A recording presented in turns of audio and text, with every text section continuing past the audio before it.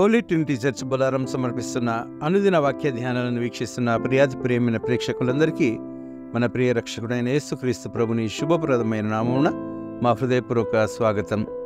Absolute faith, సంపూర్ణ విశ్వాసము అనే అంశంపై ఈరోజు మన మెన్స్ ఫెలోషిప్ సభ్యులు శ్రీ ఏ శాంసన్ నవనీత్ కుమార్ గారు మనకు దైవ సందేశాన్ని అందిస్తారు. సందేశానికి సిద్ధపడుతూ ఈ భక్తి గీతాన్ని విందాం.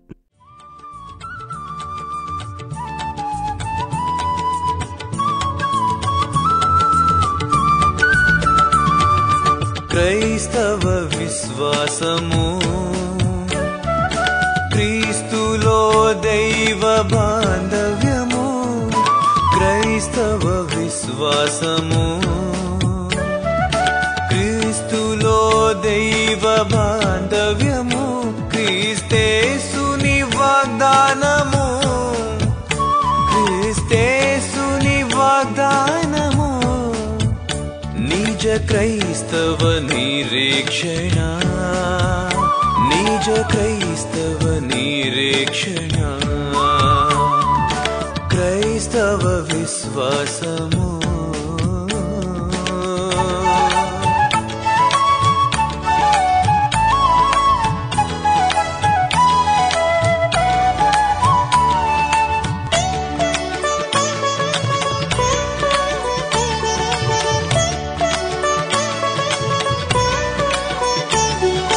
విశ్వాసమే మన విజయము, విశ్వాసమే మన అభయము. విశ్వాసమే మన విజయము, విశ్వాసమే మన అభయము. విశ్వాసమే మన సౌభాగ్యము, విశ్వాసమే మన సౌభాగ్యము. విశ్వాసమే మన సామర్థ్యము, విశ్వాసమే మన సామర్థ్యము.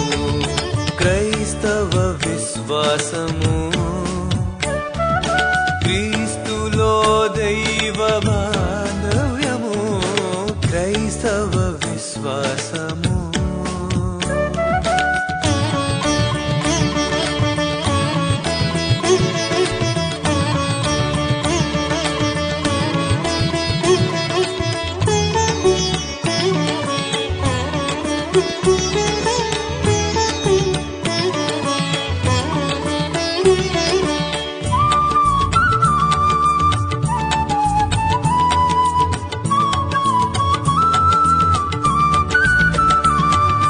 విశ్వాసమే మన పరమార్థము, విశ్వాసమే మన వేదాంతము.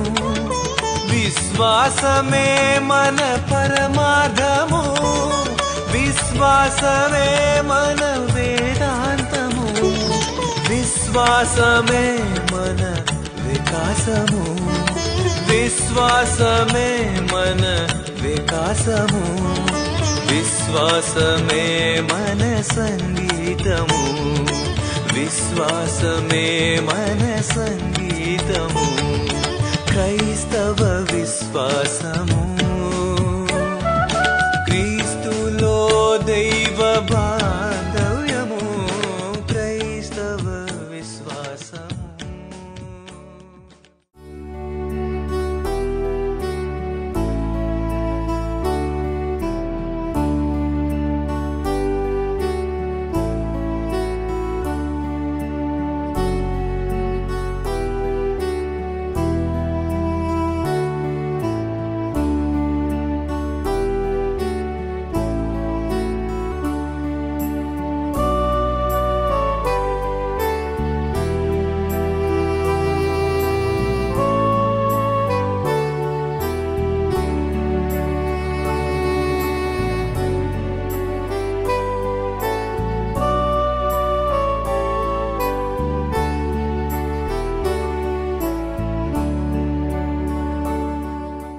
హోలీ ట్రినిటీ సంఘస్థులందరికీ యేసుక్రీస్తు ప్రభు నామంలో శుభవందనములు తెలుపుతున్నాను. ప్రాతకాల ఈ వాక్య ధ్యానమందు మిమ్మల్ని అందరినీ ఆహ్వానిస్తున్నాను. వాక్యంలో వెళ్ళకముందు చిన్న ప్రార్థన చేసుకుందాం. పరిశుద్ధ నీ పాదం కనిక వందం స్తోత్రం తెలియపరుచుకుంటాను తండ్రి. ఈ ప్రాతకాల సమయంలో ప్రభా నీ వాక్యం ధ్యానించుండగా ప్రభా మాతో మాట్లాడమని వేడుకుంటున్నాను తండ్రి. మా మూసి ఉన్న చెవులను, మా మూసి ఉన్న హృదయాలను తెరిచి నీ వాక్యాలను ప్రభా మాలో స్థిరపరచమని, అభివృద్ధిపరచమని, ఫలించపడమని వేడుకుంటాను తండ్రి. నీ దినదాసుడైన నన్ను సిలువ చాటున మరుగుపరుచుకొని నీవే ఘనత మహిమ పొందుకొని పరిశుద్ధాత్మ ద్వారా మాట్లాడమని నజరుని యేసుక్రీస్తు అతి పరిశుద్ధులను ప్రార్థించి వేడుకుంటున్నాను తండ్రి. మరి ఈ ప్రాతకాలమందు మత్తయి సువార్త 17వ అధ్యాయము 20వ వచనం, అందులో ఏమని మనకు ఉన్నదంటే, అంటే అప్పుడు ఒక అపవిత్రాత్మ ఎవరినైతే పట్టుకుని ఉందో దాన్ని వెళ్ళగొట్టడానికి శిష్యులు ప్రయత్నించినప్పుడు అది వెళ్ళిపోలేదు, వాళ్ళ వల్ల కాలేదు. అప్పుడు యేసుక్రీస్తు ప్రభు వచ్చి దాన్ని వెళ్ళగొట్టిన తర్వాత శిష్యులతో ఏమంటున్నాడంటే, అంటే 19లో వాళ్ళు ఏమన్నారంటే, తర్వాత శిష్యులు ఏకాంతంగా యేసునొద్దకు వచ్చి మేమెందుచేత దాన్ని వెళ్ళగొట్టలేకపోతేమని అడిగిరి. వాళ్ళు యేసుక్రీస్తు ప్రభుతో నడిచిన వాళ్ళు, యేసుక్రీస్తు ప్రభుతో విందులో పాల్గొనే వాళ్ళు, ఆయన బోధలు వింటూ ఉన్నారు, ఆయనతో అభిషేకం పొందినవారు, కానీ వాళ్ళ వల్ల ఆ పని కాలేదు. అప్పుడు వాళ్ళు వచ్చి ఎందుకు మేము అపవిత్ర ఆత్మను వెళ్ళగొట్టలేకపోయామని అడిగినప్పుడు యేసుక్రీస్తు ప్రభు ఏమంటున్నాడంటే, అక్కడ 20వ వచనంలో అంటున్నాడు, అందుకు ఆయన మీ అల్ప విశ్వాసము చేతనే మీకు ఆవగింజంత విశ్వాసం ఉండినడలా ఈ కొండను చూచి ఇక్కడ నుండి అక్కడికి పొమ్మనగానే అది పోవను, మీకు అసాధ్యమైనది ఏది ఉండుందని నిశ్చయంగా మీతో చెప్తున్నానని వార్తనే.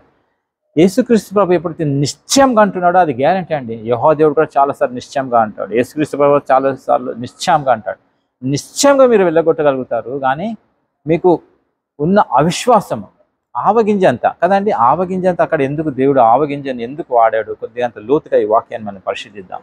ఆవగింజని దేవుడు ఎందుకున్నాడంటే, ఆవగింజలో ఉన్న ప్రత్యేకత ఏంటంటే దాని లోపల గాలి గది అనేది ఉండదు. వేరే ఫలాలలో మనం చూసినప్పుడు, విత్తనాలలో చూసినప్పుడు వాటికి ఎండు లోపల చూసేప్పుడు మామిడికాయ ఉన్నది, దాని ఎండులో చూస్తే చిన్నగా అలా బెండు ఉంటుంది. అలా ప్రతి ఒక్క కాయ లోపల ఒక చిన్న బెండు ఉంటుంది అనమాట, చిన్న ఒక మూలలాగా ఉంటుంది. అందులోపల గాలి నిక్షేపితమై ఉంటుంది, దాని గాలి గది అంటారు. సో ఆవగింజలో మాత్రం అది లేదు.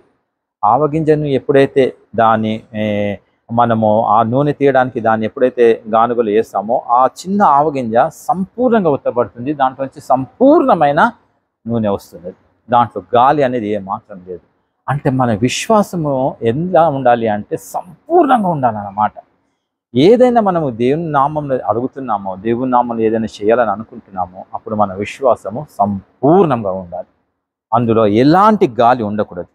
అప్పుడు ఏమంటున్నాడంటే, మీకు అసాధ్యమైనది ఏది ఉండదని నిశ్చయంగా మీతో చెప్తాను. ఎంత మంచి మాట కదండి. కానీ మానవులము అపవాది వల్ల భయపడి, అపవాదులు పెట్టే శ్రమల వల్ల, భ్రమల వల్ల మన విశ్వాసం కోల్పోతూ ఉంటాము.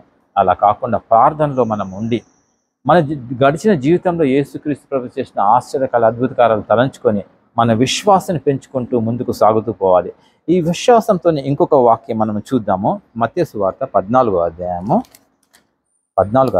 అందులోపల 27 నుంచి మనం 31 మనం చూసుకున్నామంటే, అక్కడ యేసుక్రీస్తు ప్రభు నీళ్ళపైన నడిచాడు. పేతురు కూడా అంటున్నాడు, దేవా నీకు ఇష్టమైతే నన్ను కూడా నీళ్ళపైన, సముద్రం నీళ్ళపైన నడిపించు అని. అయితే 25 నుంచి చదువుదాము. రాత్రి 4వ జామున ఆయన సముద్రం మీద నడుచుచు వారి యొద్దకు వచ్చెను. ఆయన సముద్రం మీద నడుచుట శిష్యులు చూచి తొందరపడి భూతమని చెప్పుకొని భయం చేత కేకలు వేసారు. ఇక్కడ ఫస్ట్ రాంగ్ స్టెప్ ఇక్కడ పడింది. వాళ్ళు ఏమనుకున్నారు? యేసుక్రీస్తుని భూతం అనుకున్నారు. అక్కడ వాళ్ళ మనసు లోపల అవిశ్వాసం అనేది ముందే వచ్చేసి ఉన్నది. పేతురు కూడా ఆ మాట అన్నట్లున్నాడు, ఆయనలో కూడా అవిశ్వాసం అనేది ఉన్నది. అప్పుడు ఏమైపోయిందంటే, వెంటనే యేసు ధైర్యం తెచ్చుకొనుడి, నేనే, భయపడకూడని వారితో చెప్పగా, పేతురు, ప్రభువా నీవే అయితే నీళ్ళ మీద నడిచి నీ యొద్దకు వచ్చుటకు నాకు సెలవని ఆయన. అక్కడ ఆయన నడిచే అవసరం లేదు, యేసుక్రీస్తు నడుచుకుంటూ వచ్చేస్తున్నాడు, వాళ్ళ దగ్గరకు వస్తున్నాడు. కానీ అది చూసి నేను కూడా యేసుక్రీస్తు ప్రభు అంత ఎదగాలి, నేను కూడా ఆ నీటి మీద నడిచే ఒక అసాధారణమైన కార్యాన్ని నేను కూడా చెయ్యాలి అని అక్కడ పేతురు ఆయన ఆశపడుతున్నాడు. అప్పుడు పేతురు ఏమన్నాడంటే, ఆ నీళ్ళ మీద నడిచి నీ ఎదురు రావటం నాకు సులభమని ఆయన అన్నప్పుడు యేసుక్రీస్తు ప్రభు ఏమన్నాడు, ఆయన రమ్మనగానే పేతురు దోణి దిగి యేసునొద్ద వెళ్ళుటకు నీళ్ళ మీద నడిచెను. ఆయన నడిచిండు, ఆయన కాలు కింద పెట్టగానే నీళ్ళలో మునిగిపోలేదు, ఆయన నడిచిండు. ఎంత దూరం నడిచిండో మనకు తెలియదు, 4 అడుగులు వేసాడా, 5 అడుగులు వేసాడా, 6 అడుగులు వేసాడా, కానీ ఆయన ధైర్యంగా నడిచిండు. అక్కడ వరకు విశ్వాసం చాలా బాగుంది. మన జీవితాలలో కూడా ఎన్నో శ్రమలు, ఇక్కట్లు, ఇబ్బందులు వచ్చినప్పుడు, ప్రార్థన చేయనప్పుడు, ప్రార్థన మనం చేస్తున్నప్పుడు ఆ శ్రమలలో ఒక 50% వచ్చేసిన తర్వాత మనం తట్టుకొని దాంట్లో బయటకు వచ్చిన తర్వాత వచ్చేస్తున్నాము అని విశ్వాసం ఇంకా పెంచుకోవాలి. శ్రమలను దాటుతున్నాము, ఈ ఒక కష్టకాలాన్ని దాటుతున్నాము అని మనము ముందుకు వెళుతూనే ఉండాలి. అలా కనుక మనం వెళ్ళకపోతే అప్పుడు జరిగేది ఏంటంటే,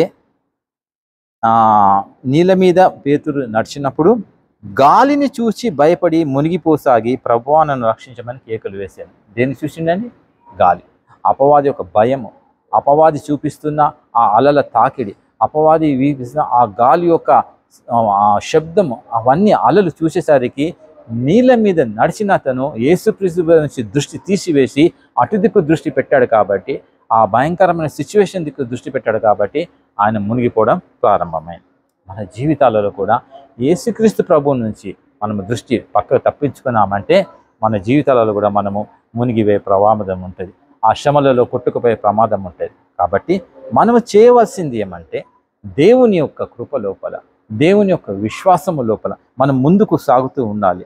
హెబ్రీయులకు రాసిన పత్రిక 5వ అధ్యాయంలో మనం చూసినట్లయితే 12 మనం ఒక దాంట్లో చూసినట్టు ఏమన్నాడంటే 5:12 హెబ్రీ లోపల, కాలమును బట్టి చూచితే మీరు బోధకులుగా ఉండవలసిన వారై ఉండగా దైవోక్తులలో మొదటి మూల పాఠములను ఒకడు మీకు మరలా బోధింపవలసి వచ్చాను. మీరు పాలు త్రాగవలసిన వారే కానీ బలమైన ఆహారము తినవలగల కాదు. ఎందుకు ఈ మాట అంటున్నాడు? ప్రతిసారి మనం ప్రార్థనలు చేస్తూ ఉన్నాం, ఇంకా మనకు పాలేనా, ఇంకా మనకి 10 ఆజ్ఞల లోపలనే ఉంటామా, ఇంకా 10వ భాగంలోనే ఉంటామా, ఇంకా మనం ఎదగమా, దేవునిలో విశ్వాసం మనం పెంపొందించుకోలేమా? ఎందుకంటే 6వ అధ్యాయంలో ఏమంటున్నాడంటే, 6వ అధ్యాయం 1వ వచనంలో, కాబట్టి నిర్జీవ క్రియలు విడిచి మారు మనసు పొందుటయు, దేవుని అందలి విశ్వాసమును బాప్తిస్మను గూర్చిన బోధయు, హస్త నిక్షేపణను, మృతుల పునరుత్థానమును, నిత్యమైన తీర్పును అను పునాది మరల వేయక క్రీస్తును గూర్చిన మూలోపదేశము మాని సంపూర్ణముగా మగుటకు సాగిపోదాం. ఇంకా మనము ఫౌండేషన్ లోపల, ఇంకా బ్యాప్టిజం లోపల, ఇంకా మారు మనసు లోపల, ఇంకా యేసుక్రీస్తు తిరిగి లేస్తున్నాడన్న ఆ మూల పాఠంలో ఉన్నట్లయితే ఎప్పుడు మనం ఇంకా సంపూర్ణంగా దేవుని ఎదుగుతాము, ఎప్పుడు ఇంకా సంపూర్ణంగా దేవుణ్ణి మనం ఆదుకుంటాం, ఎప్పుడు మా జీవగ్రంథంలో మన పేరు రాయబడి ఉందని విశ్వాసంగా ఉండగలుగుతాము కదండి. ఇవన్నీ మనకి ఎందుకైతే మన జీవితం లోపల ఎంతవరకు ముందుకొచ్చి, ఓకే యవనస్తులు ఉండిండొచ్చు, వాళ్ళకి ఇదంతా కావాలి, కానీ మనం ఎదిగిన తర్వాత, ఒకవేళ ఒక ఏజ్ మనకు వచ్చిన తర్వాత, అన్నీ మనం తెలుసుకున్న తర్వాత మళ్ళీ ఆ మూల పాఠాల చుట్టే మనం తిరుగుతూ ఉండకూడదు. మనం ఇంకా ముందుకు సాగాలి, జీవితంలో ముందుకు సాగాలి, విశ్వాసంలో ఎదగాలి, ఎన్నో గొప్ప పనులు, గొప్ప కార్యములు మనం చెయ్యాలి. ఒక్కసారి వెలిగింపబడి పరలోక సంబంధ వరమును రుచి చూసిన తర్వాత, పరిశుద్ధాత్మలో పాలైన తర్వాత ఏమంటున్నా అంటే, తిరిగి దాని లోపల మరలా యేసుక్రీస్తు పని సిలువ వేయచ్చు బాహాటంగా ఆయన అవమానపరుచుతున్నట్లయితే మారు మనసు పొందినట్టు అట్టి వారిని నూతన పరచట అసాధ్యం అని అంటున్నాడు పౌలు కదా. ఒకసారి మనం తెలుసుకున్న తర్వాత మళ్ళీ అందులోనే తిరుగుతున్నాం, ముందుకెళ్ళకుండా వాళ్ళని మనము తిరిగి వాళ్ళని దారిలోకి తీసుకురావడం కానీ, సంపూర్ణ విశ్వాసంలో తీసుకురావడం కానీ చాలా మటుకు కష్టమైపోతుంది. ఎందుకంటే అక్కడే ఆగిపోయి ఉంటాం, అందుకంటే ఇంకా ముందుకెళ్ళలేం కాదు. అలా గాలిని మనలో ఉంచుకోకూడదు, అసాధ్యం మనకు జరుగుతుంది, మన శరీరం నుంచి బయటికి రాలేమో అన్న విశ్వాసత, అంటే మన విశ్వాసం లేకుండా ఉండే వాళ్ళం కాకుండా విశ్వాస సంపూర్ణంగా ఉండేలాగా ముందుకు సాగాలి. దేవుడు మనందరికీ విశ్వాసం ఇచ్చి మన జీవితాల లోపల మనకు ముందు సాగిస్తారు, ఫలభరితమైన జీవితం మనకిస్తూ మనల్ని మన కుటుంబాలని, మన సంఘం అందరిని ఆస్వాదిస్తూ ఫలభరితంగా మన జీవితాన్ని ఇంకా ముందు సాగించాలని, ఆస్వాదించాలని యేసుక్రీస్తు ప్రార్థిస్తూ ఈ ఒక చిన్న వాక్యమును ఇంతటితో ముగిస్తున్నాను. ఆమేన్.